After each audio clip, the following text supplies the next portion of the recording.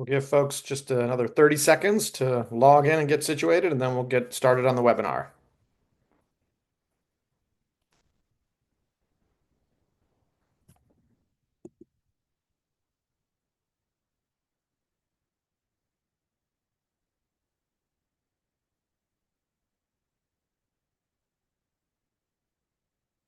All right, looks like we're at critical mass here.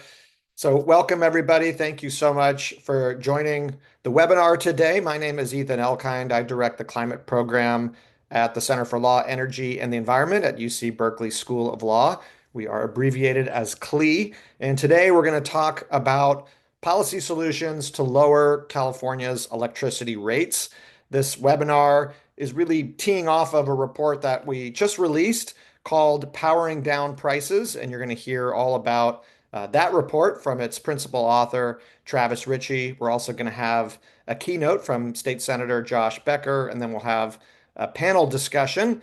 So, a quick note about the Center for Law, Energy, and the Environment. We are a research center based at the law school at UC Berkeley, and our goal is to produce law and policy solutions to pressing environmental and energy challenges.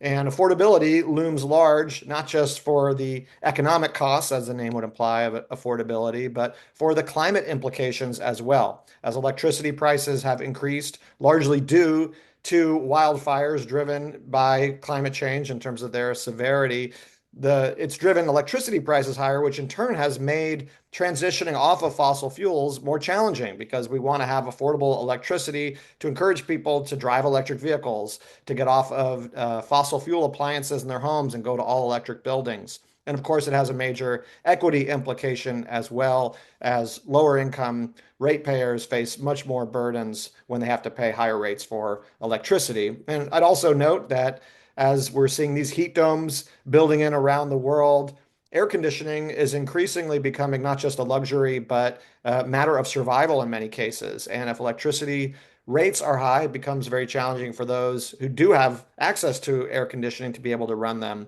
and cool themselves off during climate change induced extreme heat. So this issue is very important politically, environmentally, and economically, and also from an equity perspective. So we're very pleased that all of you are able to join us for this discussion today. I also just want to briefly acknowledge that the report Powering Down Prices was supported by Heising Simons Foundation, and we want to acknowledge Laura Wisland there and her team for their support for this work. So a couple housekeeping notes. As I mentioned, we're going to hear an overview of the report. We'll have a keynote, and then we'll have a panel discussion. If you have questions at any point in time, especially for the panelists, I'm not sure we'll be able to do questions for our keynote speaker. Please use the Q&A function.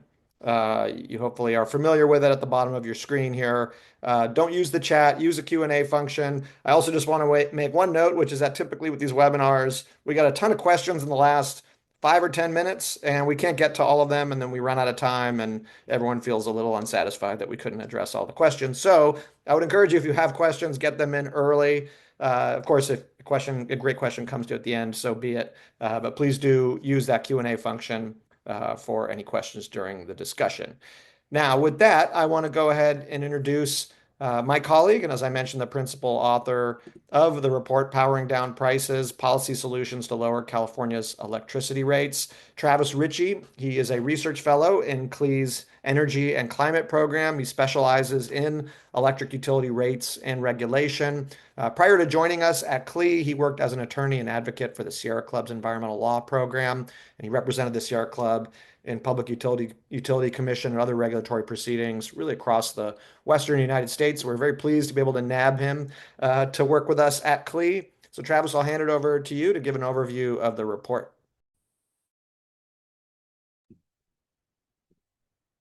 Great. Let me get my screen shared here.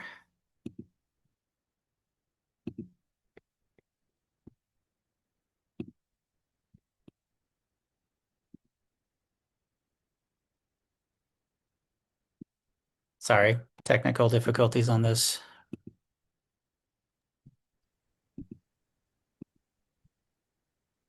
In worst case, we can just have you read the report word for word, Travis, so that everyone can get at least the introduction. All right. We of course practiced this just 2 minutes ago, and now my screen share is not working.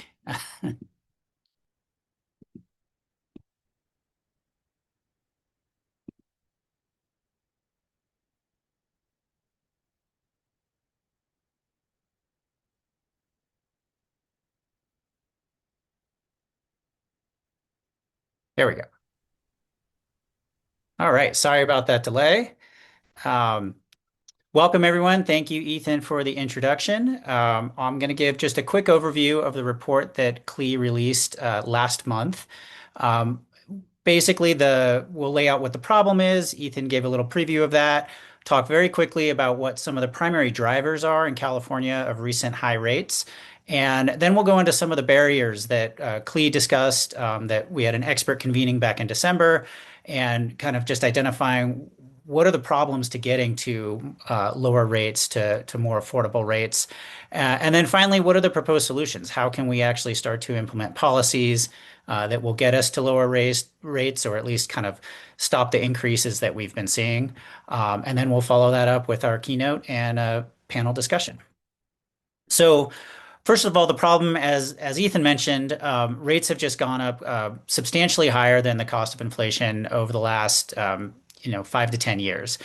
This graph is from Cal Advocates, just showing that the investor-owned utilities residential average rates have gone up quite a bit. Industrial rates have also gone up. Commercial rates have gone up. Our industrial rates are 2.5 to 3 times higher in California than neighboring states. And this is a problem. It's a problem because high rates exacerbate the affordability challenges in California. And it's also a problem to California's decarbonization goals, particularly with industry. A lot of the solutions that California is looking at to decarbonization looks at taking industrial heat and shifting that away from gas boilers to electric boilers. And there's a whole lot of other electrification plans across the economy that are more challenging when electricity rates are higher. So why are California rates so high? We've historically had high rates, but we've often been very good at efficiency. And so for a long time, you could say we had high rates, but moderate bills. But that really changed in the last 5 years in particular. And the big drivers of that, as identified by the PUC in their annual report, and also by a recent study by Berkeley Labs, the number one, as most folks know, is wildfire, particularly following the 2017 and 2018 fire seasons. The cost of wildfire in California just rose dramatically. Now, this is both liability costs, the post-catastrophe cleanup costs, and the damages that have to be paid by the utilities. But it's also mitigation. California embarked on a massive plan of trimming trees and trying to increase the resiliency and the climate resiliency of the electric grid to reduce the ignitions of wildfires. It's not just wildfires, though. California is experiencing what a lot of the rest of the country is experiencing in increased infrastructure costs, particularly with the distribution grid, the poles and the wires that bring electricity kind of that last mile into your household.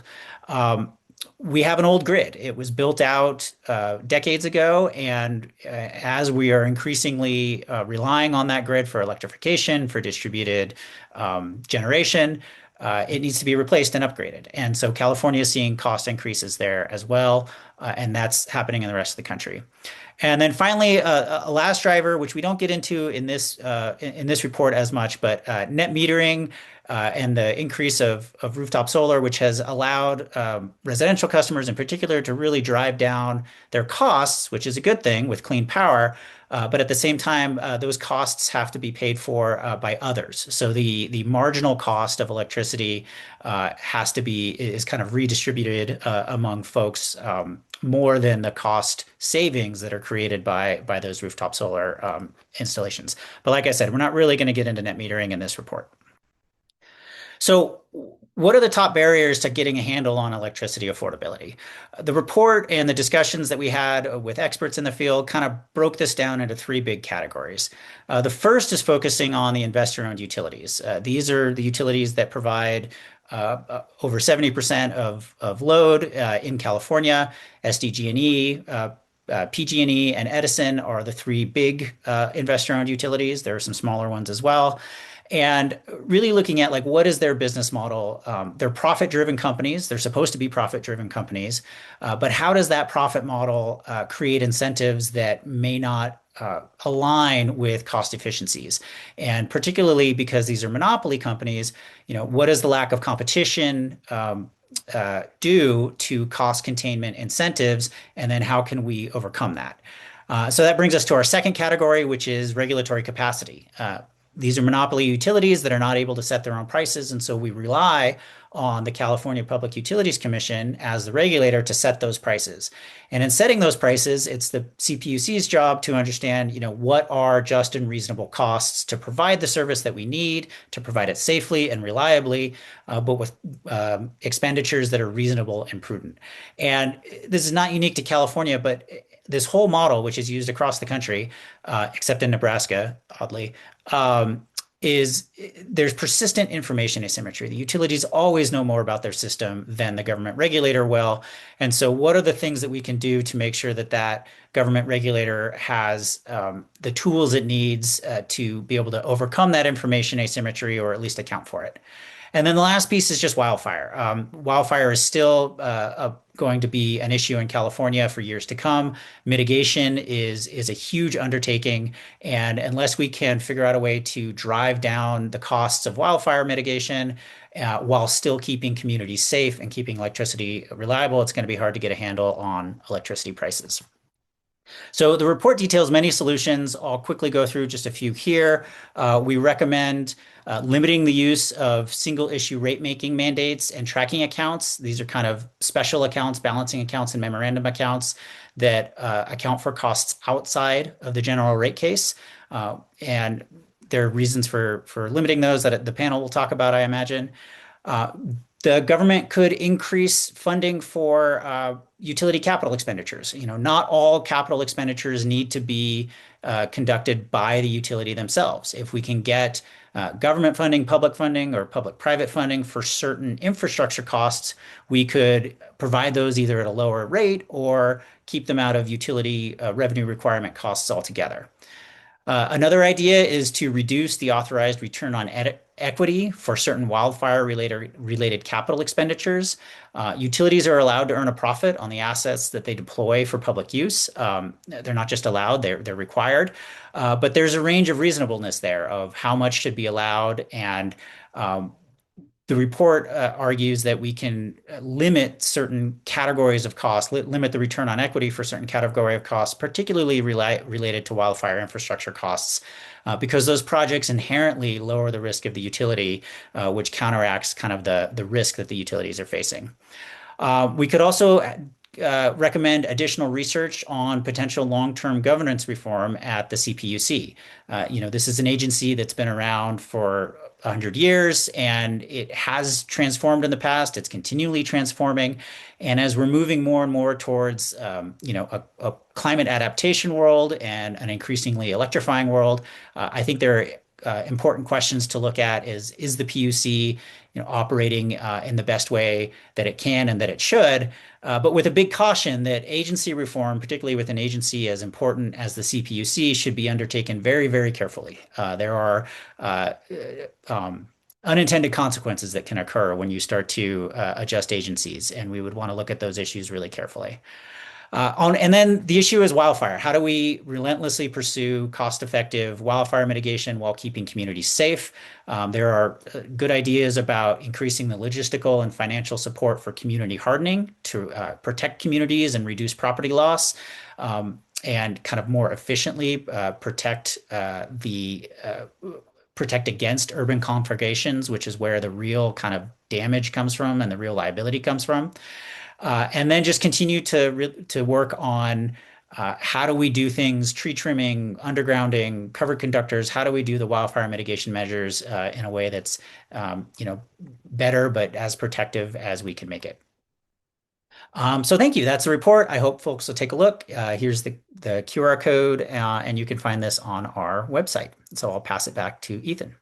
Great. Thank you so much for Travis. This is a really great overview of the report. And that really was just kind of a teaser. So do check out the link if you want to get not just more details on those solutions that Travis mentioned, but some others that that we included in the report as well.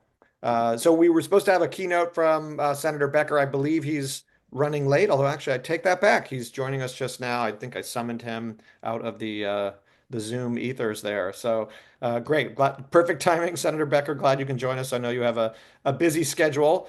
So I'm really pleased to introduce Senator Josh Becker. He was elected to the state Senate in November of 2020. He represents the residents of California's 13th Senate District, which comprises most of San Mateo County and the northern part of Santa Clara County. He's also the author of several bills focusing on California's transition to 100% clean energy and also net zero emissions. In that capacity, he also chairs the Senate Committee on Natural Resources and Water, the Senate Committee on Human Services, the Select Committee on Economic Development and Innovation, and he also serves on the Senate Committees on Energy, Utilities, and Communications, among others. And he's got a number of bills on this exact issue of electricity affordability. So, Senator Becker, very glad you can join us, and the floor is yours. Okay, so I'm doing this on my phone. Let me try my headset and you'll let me know if this sounds better or worse. The headset in now. Does this sound better? Might have been better with your phone, actually. Okay, that's what I was wondering, because it gets a little echoey with this headset. Okay, great. Well, thank you. It's great to see the CLE team, who I certainly regard as some of the smartest people in energy in California, digging into the topic of what we can do to make electricity more affordable. I was just off the grid in Pescadero doing some tours of some land we're preserving out there. So just got to Half Moon Bay to get connected to the internet. Anyway, this is such an important topic for several reasons. First, high electric bills are a real problem for many families, especially for lower income Californians. Electricity rates in California are more than double the national average after having gone up by more than 100% over the last decade.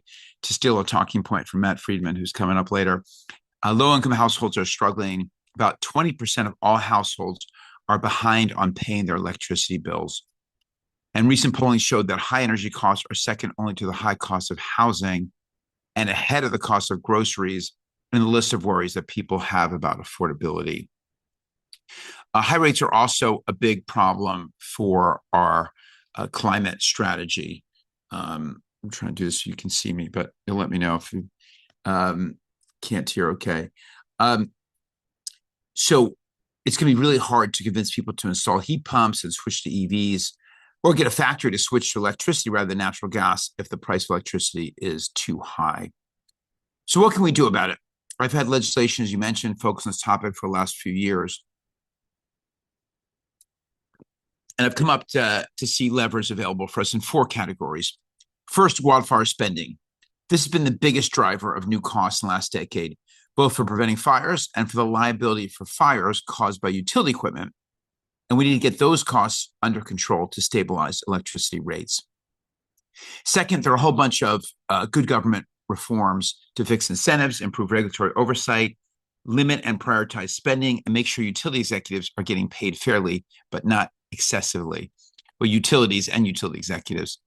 Third, we need to take advantage of low growth to divide the cost of the grid across more units of energy delivered to lower the cost per unit. And fourth, we need to look for ways to pay for the same investments at a lower cost, either through lower cost financing or by shifting some of the costs out of electricity rates entirely and paying for it through the state budget. Before we get into the details of these, I want to acknowledge that our utilities and the PUC are trying to solve a very tough problem.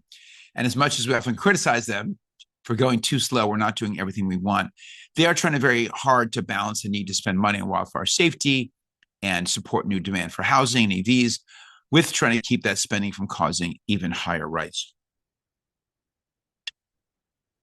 So it's a difficult job, and I don't think they get probably enough respect and appreciation for the tough decisions they have to make. So now let me go a little deeper on those four categories for lowering rates. First, on wildfire. Spending impacts electricity rates in three ways. One, the billions that utilities spend every year to reduce the risk of starting fires. Two, the money they spend paying damages for fires. And three, the higher financing costs they have to pay, which impacts everything they spend money on, because investors are worried about the risk of utility bankruptcies from fires. On the mitigation side, we need to continue to invest in reducing risk, but we need to focus on getting the most bang for the buck from that spending. My bill last year, SB 254, included two improvements. Number one, requiring mitigation planning to focus on the most cost-effective spending, and improving coordination between oversight agencies so that wildfire mitigation plans can be evaluated for cost effectiveness before they are approved. We also need to address the liability costs for utilities, both by improving mitigation measures in communities to reduce the spread and impact of fires, some of the work I was doing this morning, and making sure that utilities are well insured for those fire liabilities so it does not threaten their financial stability. Utilities are supposed to be safe and boring investments so they can raise capital for public infrastructure at low financing costs. But that's not the case today. We need to fix these issues so utilities can do that job for us. I mean, PG&E alone, as we might hear from Matt, is estimated to spend $77 billion by 2030. Now, we think they shouldn't be spending quite so much, but even let's just say it's $50 billion or $60 billion, doing that at lower financing costs really adds up. Last year, SB 254 took a first step on utility insurance by providing a one-time additional funding into the wildfire fund, but this was a temporary solution. The bill also asked a group of experts to provide recommendations for tackling these problems more holistically. Those recommendations came out on April 15th, and we're actively evaluating how to take action on some of those proposals. You can view that yourself. It's the 254. You can Google the 254 report by the California Earthquake Authority. It's very much worth reading, and it's very readable. Second, in the good governance category, the legislature has proposed many helpful reforms in the past couple of years, including, number one, making sure the utilities are not charging ratepayers for inappropriate expenses like lobbying or advertising to build their brand. Two, more carefully scrutinizing the return on equity that utilities are allowed to earn to make sure it's really based on what is required to raise money in financial markets and not an inflated number that results in excessive profits.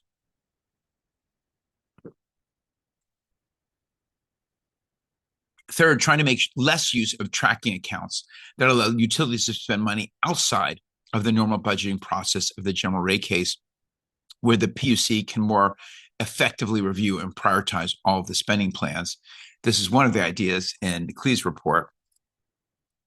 And next, part of the challenge is that utilities have incentives that are working against the public's goal of good service at low cost. Utilities earn bigger profits and utility executives earn bigger bonuses by spending more money. Given those incentives, it's hard for the public to trust them not to favor expensive investments like, say, 10,000 miles of undergrounding equipment, rather than finding more cost-effective solutions that earn less profit. My big electricity reform bill this year, that's SB 905, for those of you following along, is aimed at improving those incentives. We're doing that with TURN. It'll focus utilities on spending money better, not spending more money. The bill aligns the personal incentive of utility executives with keeping rates affordable. It requires 20% of their annual compensation for anyone VP or higher to be tied to keeping rates from rising faster than inflation. If our bills keep going up, they won't earn their bonuses. It also requires the PUC to establish clear performance metrics for things like reliability, system utilization, greenhouse gas reductions, how well they are doing at preventing wildfires, and the speed of connecting new customers and clean energy resources. This will make clear what our expectations are for good performance and hold utilities accountable for delivering safe, reliable, clean, and affordable power. In particular, grid utilization metrics will push utilities to get more value out of the infrastructure we've already built and paid for before proposing new spending. That's one of the big focuses in the legislature this year of many of us. Getting bang for the buck out of the money we've already spent. SB 905 also includes an idea proposed last year by Klee and included in this new report. It authorizes the PUC to give utilities a lower return on equity for certain categories of investments with lower risk or where the investor gets other benefits besides the pure financial return. A good example of that is undergrounding power lines to prevent fires. Investors like that spending because they earn a return on it, and it lowers the risk of a huge fire bankrupting the utility. If they're given the same return for undergrounding as for any other investments, they'll want to overspend on undergrounding. So low return on equity for that spending can correct for that misaligned incentive. One of our biggest opportunities to lower rates is through load growth. At a high level, rates are determined by dividing the total costs of running the grid by the total amount of energy delivered to customers. We need to control the numerator of that equation, the costs, but if we can increase the denominator, the energy sold, then rates will go down. We call this beneficial load growth. It's beneficial, causing lower rates, only if we can handle the load growth without spending too much more to serve that extra load. Hence the focus on incentives that I mentioned earlier. For about 2 decades, we've had basically zero load growth in California. Energy efficiency gains and rooftop solar generation have lowered demand by enough to offset demand growth from new homes and businesses as the population and the economy grew. But now we're seeing significant demand growth, some from data centers, which seem to dominate the news, but actually more from EV charging, new housing, and more air conditioning as the climate gets hotter. If we can serve that growth by getting better utilization from the grid we've already built as much as possible, then that new load can lower rates for everyone. I have 2 bills this year that are aimed at beneficial load growth in different ways. The first is SB 913. This is a bill that makes it easier for utilities to leverage all the smart thermostats and batteries that already exist in hopefully all of your homes and in businesses to reduce demand on the grid during the fewer hours of highest demand during the year. We got to build the grid to meet those demand peaks. But really, we're talking those peaks are really 20 to 40 hours a year. And that means most of the time it has lots of spare capacity. That spare capacity means we could handle a lot of demand growth most of the time. But the demand growth means higher peaks. That's what triggers all the spending to build more power lines and upgrade substations. So if we can harness all these smart thermostats and batteries instead to turn down peak demand cheaply, then we can avoid a lot of the infrastructure spending while getting all the benefits of that higher demand to spread out costs and lower electricity rates.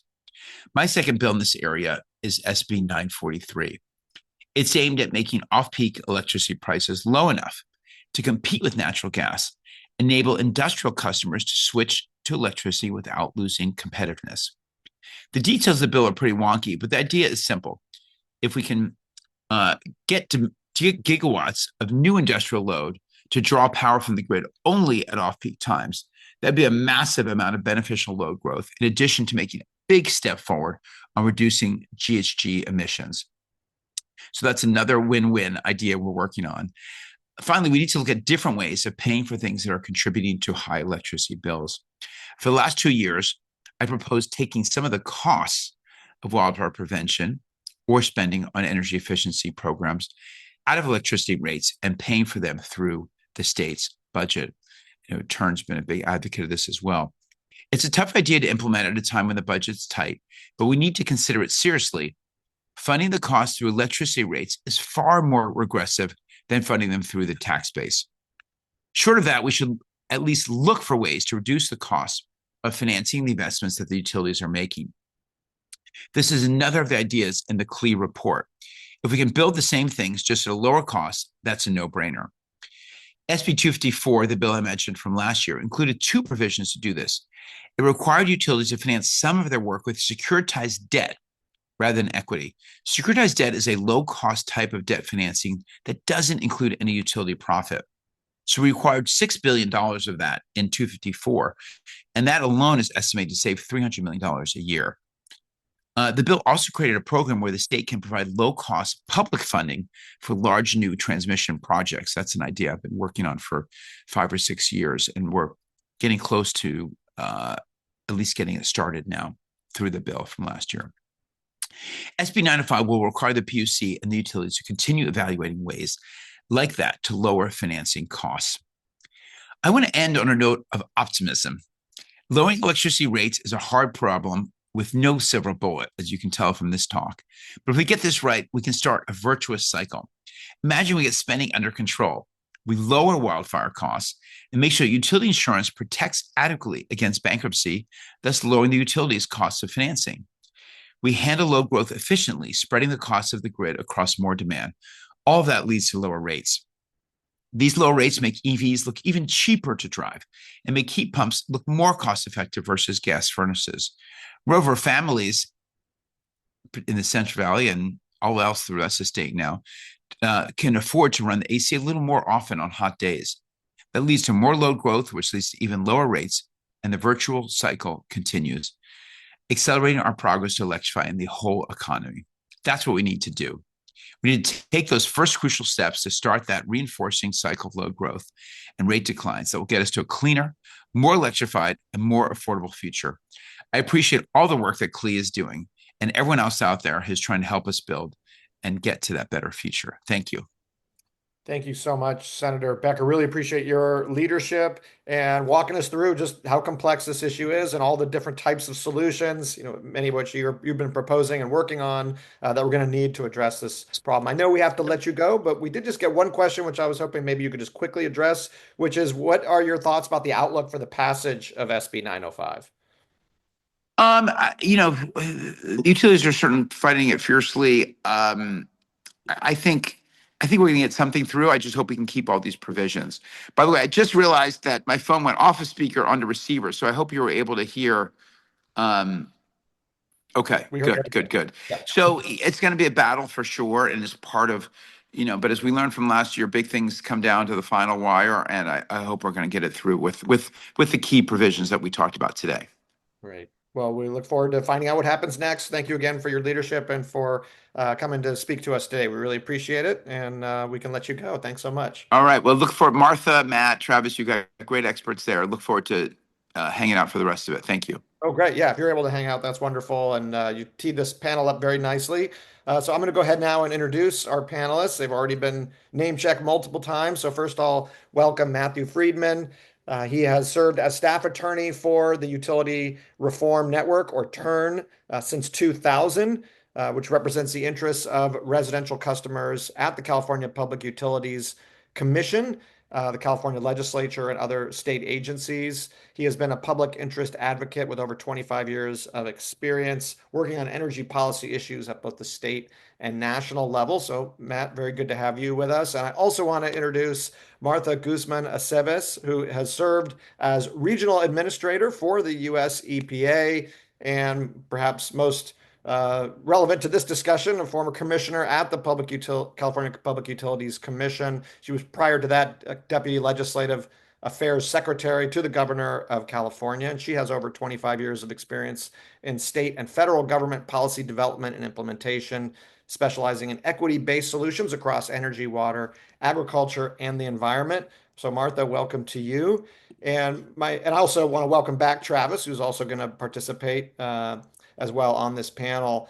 So, Matt and Martha, I first want to tee off on one of the solutions that we talked about in the report, and you just heard Senator Becker talk about as well in different ways, which is the fact that we have to think about reforming the incentive structure for utilities to some extent if we want to get a handle on costs. And we have investor-owned utilities that are monopolies that don't face market competition for their services. So how do you see that structure as influencing their decision and behavior, and what kinds of reforms would you like to see?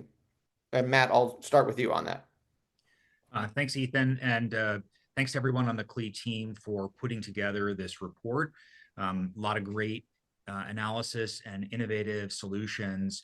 I know that you've also brought a lot of folks from our community together to have that conversation, so I think it's a real valuable contribution to the current debate.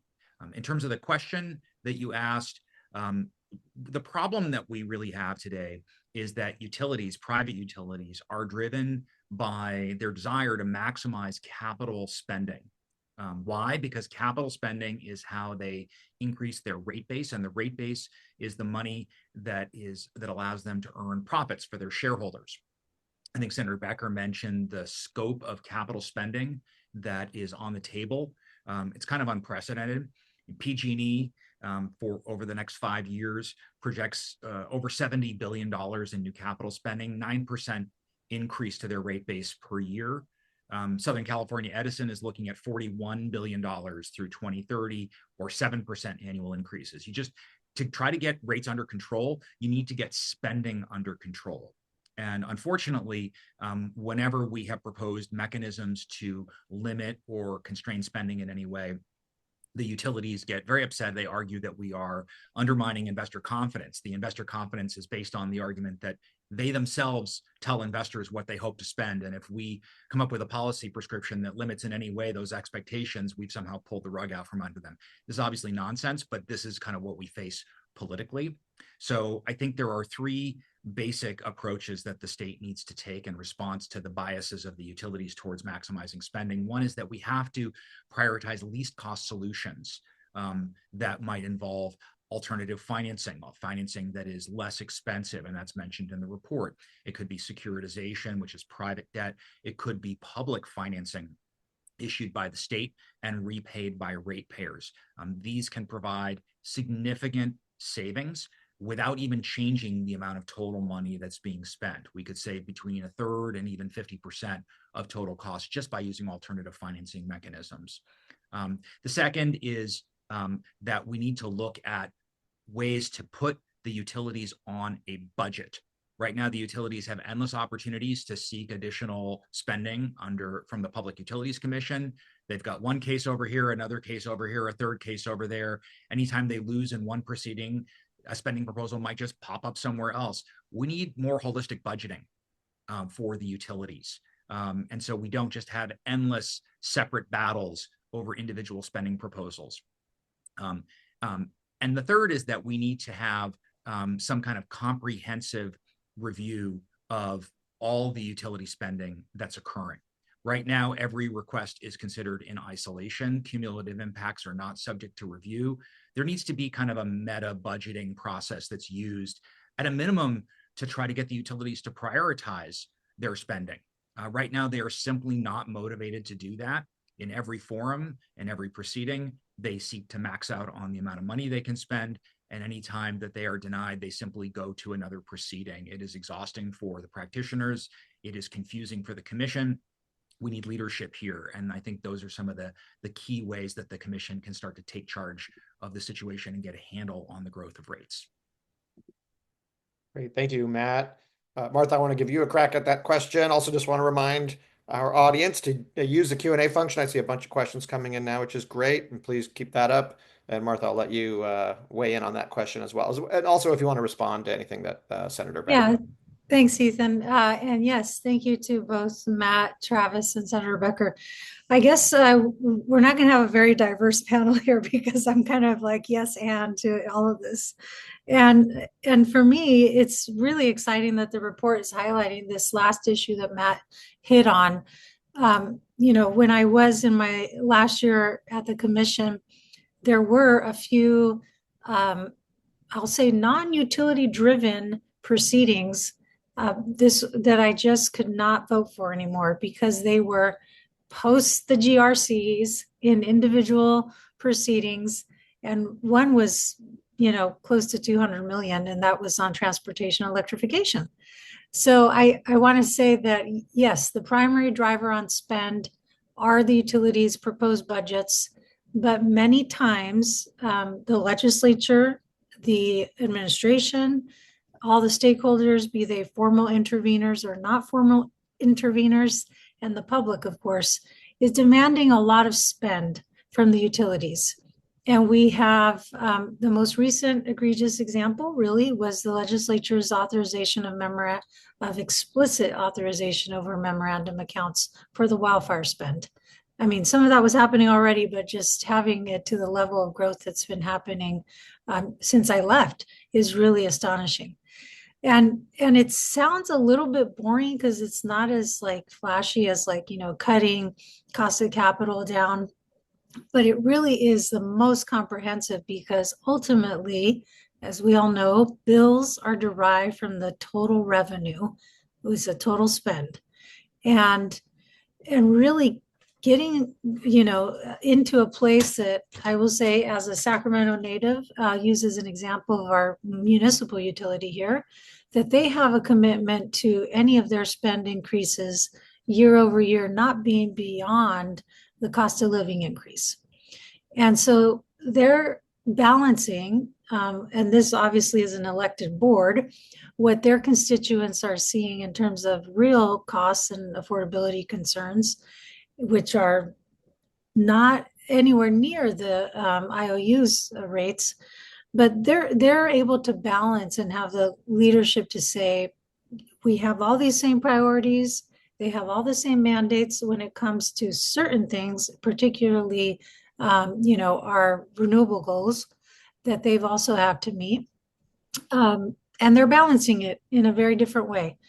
And really, that's the question, I think, is how do we get at this in the IOU space?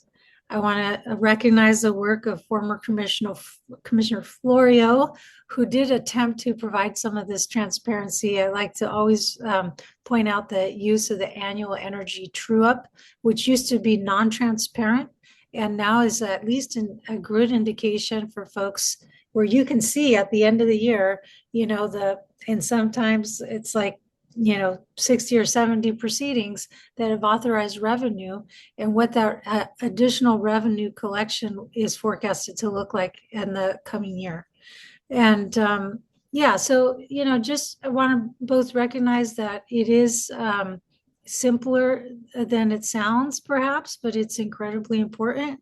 And it's not, although it's primarily then necessitates the discipline at the utility to really prioritize and balance all of these things, and ultimately the commissioners that would authorize that. But it also requires a lot of discipline from all of us, all of us who are asking perhaps for acceleration in clean energy procurement, or as I mentioned, transportation electrification, or the longstanding energy efficiency programs. There's many demands that we're putting forward, and obviously the wildfire one, as everyone has already noted, being the one with the highest rate of growth. So I'll just double down on that one as my real excitement that this report is bringing light to that process that really just got out of control at the point that we're at today. Thank you, Martha, for that. Yeah, really helpful to hear your perspective on this, having sat in the commissioner's seat, and also useful to get the sort of insight into what's going on now as well. Travis, I want to let you weigh in on this subject too. The report obviously had a lot of recommendations along these lines of the utility business model. Your thoughts? Yeah, just to follow up on this, on the idea of what the general rate case does, and then what these tracking accounts do, what balance and memorandum accounts do. Because I think there's sometimes kind of folks are missing some of the incentives that happen when we rely on forecast-based rate making, like the general rate case or the budget, as kind of Matt put it. There's one way to control costs that the PUC can do, which is they can look at those costs, right? They can say, was this a reasonable and prudent, management decision? And that's important, and that's always going to be a part of rate making. But there's another advantage that forecast-based rate making does, and it's part of why we kind of here and across the country allow private companies to make a profit and run these monopoly systems, these monopoly service territories. And the idea is, once you set that budget in year one and then you go to year four, the utility is kind of supposed to be able to make decisions within that, right? They're a private company. They're supposed to be dynamic. They're supposed to be innovative, hire good people to make good choices and drive those costs down. If you're in a competitive market, your competitor is the one who kind of forces you to do that, right? If you're Samsung and you're making a phone, well, you got to make it as good as the iPhone, and then you got to make it a little bit cheaper. And if you can't, folks aren't going to buy it. This lag between a rate case and then the next time the utility comes in for rates, it's supposed to be a stand-in for that kind of competitive pressure, that cost control pressure. And so it's not just, if we create a memorandum account, if we create a tracking account and say, well, the PUC is going to look at that later and make sure that everything was reasonable and prudent. It's important that the PUC does look at it, but that's not the only thing that we're losing when we create these accounts. We're kind of just creating this bucket of spending where the utility, as long as they can kind of justify this hurdle of, yeah, that was within a reasonable manager's decision, then they can justify those costs and they can recover them through rates. We want more than that. We want to say, like, look, bring your budget down, find something innovative, use AI, use something smart, really bring that down. And if you do, you get to profit. You get to make a little bit more money in that interim. And if you don't, right, if things change, the circumstances change and you have to tighten your belt a little bit, like, well, you got to go out and tighten your belt. That's what other companies do. And so that's kind of one of the big things that we focused on of the core fundamental principles of cost of service rate making have been doing this for decades, for almost a century. And going back to some of those core principles can help us get some cost control measures in place. Yeah. Yes, thank you. And like I said, I would recommend listeners, the audience here, take a look at the report for more details on some of those recommendations.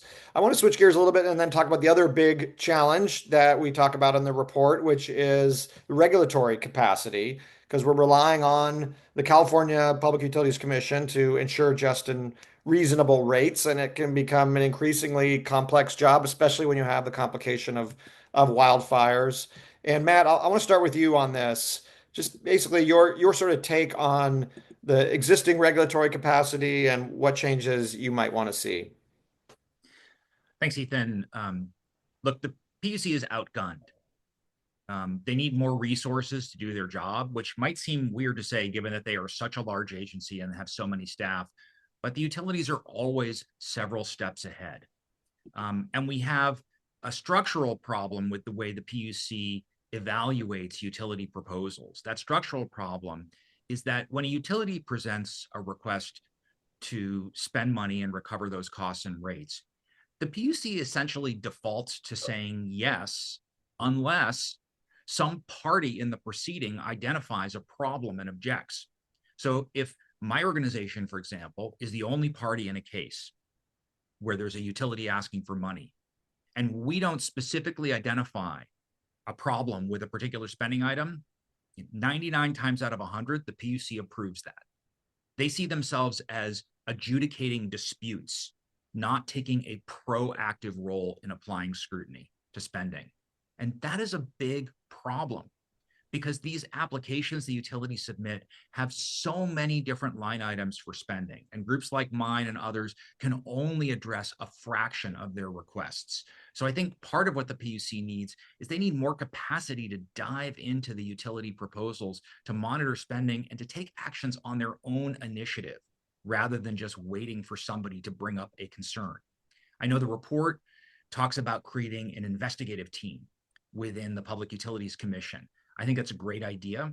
I think it could also be coupled with a concept that a few of us have discussed, which is coming up with a whistleblower tip line from utility employees and contractors, anyone who has any information that they could provide to help dig deeper underneath the face value of what the utilities are asking for. The other thing that the commission can do to sort of deal with its lack of capacity is to start establishing meaningful performance targets for utilities that would maximize the use of existing infrastructure as opposed to spending on new infrastructure, that would promote rate reductions and promote superior environmental outcomes. Senator Becker was here earlier, and we talked about SB 905, a bill that he is authoring and that Turn is the sponsor of. And that bill would direct the commission to establish these performance targets. And that would hopefully lead to some meaningful incentives to the utilities to get rates under control, spend less, utilize infrastructure more efficiently, or potentially face some consequences.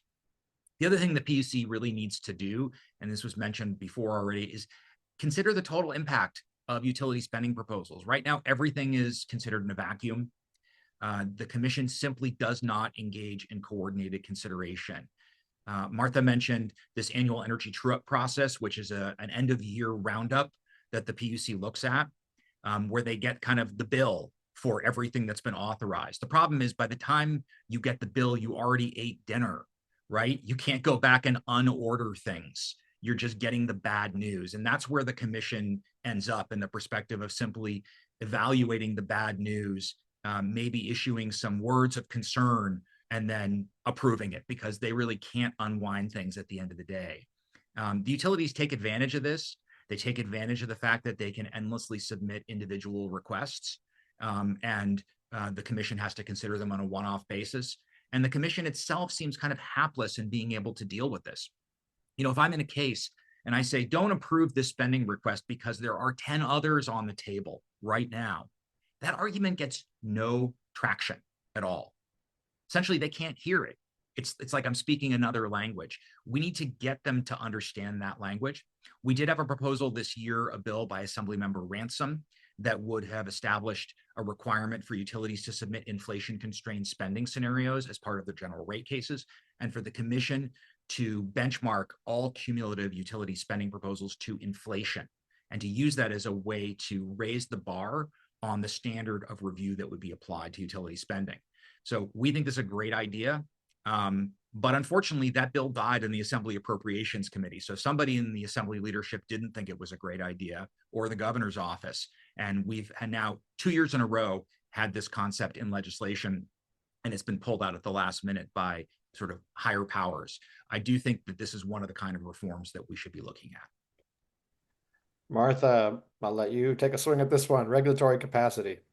Yeah, I guess in this one, I definitely agree with a lot of what Matt is saying. And in many regards, he's being more practical than what I think is actually needed because, or maybe he's being more realistic in what's possible under our current political dynamics. But, you know, it's funny when you look at the governance structure of a municipality versus the governance structure of an IOU, and the notion that a municipality doesn't need the state or anyone to intervene in, particularly in its rate setting, because it has the accountability structure to its, you know, ratepayers very directly. And so there is a built-in accountability. We talk about an incentive model. That's pretty much the best incentive model you can have. And there are downsides to that, like we see a lot in the water space where there's a lot of Prop 218 challenges and things like that. But for the most part, you know, you have a board that is driven by affordability. They're before, you know, became such a hot topic, they have always been driven by affordability.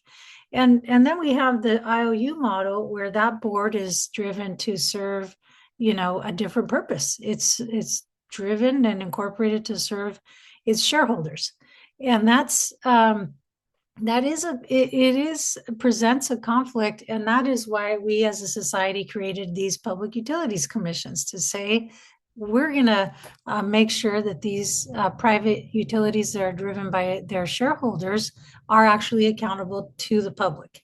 And I think we're at this tipping point where that structure has potentially, at least in its current state, outgrown itself, and the reality of the world has outgrown that structure. And so what is, I think the report just starts to get into some of this, and hopefully you guys are going to continue some of this work. But really, we need something more direct, because as Matt said, we are outgunned. And is it really what we want to do, adjudicate every line item? Is that really it? I mean, this is where we have a little bit of conflict of opinion. Like, is a strike team really going to do it? Like, yeah, it might do it. It might find, like, as often is the case in audits that take place, that there is some double counting and some unspent funds that were spent otherwise and so forth, things like that. But ultimately, we want the governance of these entities to actually be driven, so we don't have kind of this duplicative governance structure over it. And certainly by the adjudicatory nature of the PUC, where we do treat the parties as equals, and they're not equals, as Matt points out very well, that there's no way to make that case. I'm dealing with a whole nother case on the water side right now, which is like the epitome of non-equal parties. And anyway, so, you know, I do think we need to kind of take that on more head on with the actual governance, like whatever that looks like. Is there a need for legislation to say that these utilities need to be, their mandate is to serve, that public interest and to serve their ratepayers. And I do think SB 905 and getting at the incentive structure of these executives to have affordability as part of that is a way to get there. People have talked about the IOUs having to, at minimum, become B corporations. And of course, we know that even during this time of gubernatorial debates, that there are discussions around municipalization in total. So I think those are real questions about, looking in a much more comprehensive way of how we don't have, not only is it outgunned in terms of what the, evidence boatload that can be put in front of these adjudicatory proceedings, but also we don't have the time. That takes way too much time. And so there are reforms that I think, Turin and Matt has talked about that are really kind of no-brainers for the most part. But also we shouldn't stop there. And then just the last thing I'll say is that as people are proposing some major reforms, like, reforming the PUC structure and jurisdiction, and I think there's some really, maybe we're going to talk about that next year, but, the thing I would just remind ourselves in my lifetime, there's been at least 3 good runs at trying to deal with the the PUC having too many areas of jurisdiction, for example. And at least the 2 previous times that had this, there was a lot of mixed interest in that. And a lot of times that's driven by other sectors wanting full deregulation. And so we want to make sure we're not just, being blinded by some of these proposals that might have, as Travis said earlier, unintended consequences. Yes. Thank you for that. So we're almost out of time. This has been such a great discussion. I do want to just highlight a few questions that we got on wildfire, because that was the other big issue. So if anyone is able to sort of respond briefly on some of the questions, I'll kind of lump them together here on wildfire. There's questions around, efforts to try to reform utility liability, questions around other approaches to wildfire mitigation that might be more cost effective, maybe using distributed resources, distributed energy resources, or AI and other types of innovation. Just curious if anyone wants to just weigh in briefly on this one. Yeah, I'll jump in as kind of a lightning round with the caveat that I'm not the expert on wildfire mitigation, but I think as far as the utility structures are aligned to that, to answer a couple of the questions, why is PG&E, had kind of a rough stock? Well, they did go bankrupt within the last 10 years, right? So that didn't help. But it's related to wildfire liability. I think if you go to the capital markets, they're very, very concerned about wildfire liability. California has created the Wildfire Fund, and that's kind of a backstop. How sustainable that's going to be, especially post LA, I think is a question. Senator Becker talked a little bit about that with SB 254 and the report that the Earthquake Authority did. It's a really, really tricky question. Who is responsible for that ultimate liability when utility equipment sparks a wildfire, even if there's no negligence? We could have a whole webinar on that, so I won't dive into it other than to say, like, getting rid of inverse condemnation is very, very difficult. So it's probably here to stay. But the broader question of, like, what have we done? What can we do on wildfire mitigation? There's been a lot of really good work on that. California has some of the most sophisticated wildfire management plan requirements in the country. Stanford has done a lot of really good work looking at this. And we stood up a new agency and said, go figure out how to minimize costs. This is OEIS, the Office of Energy Infrastructure Safety. One of the disconnects with that has been that they went out to put fires out and to stop fires from starting, not necessarily do it in a cost-effective way. And the utilities responded, right? And then they put a lot of that into tracking accounts and they charged us. And we probably have safer forests because of it. We probably have fewer wildfires because of it.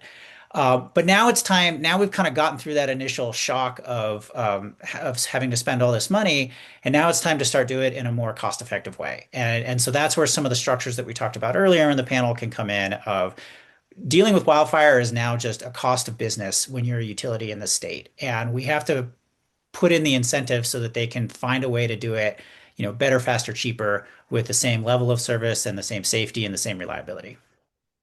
So I'm sorry we're out of time here. So many good questions that we're not going to be able to get to, but hopefully we'll be able to respond offline. I just want to thank our panelists, Matt Friedman, Martha Guzman Aceves, and also report author Travis Ritchie. Thank you for joining us. Also want to thank Senator Josh Becker again for the keynote. The report again is Powering Down Prices, Policy Solutions to Lower California's Electricity Rates. We'll hopefully have more on this subject coming soon.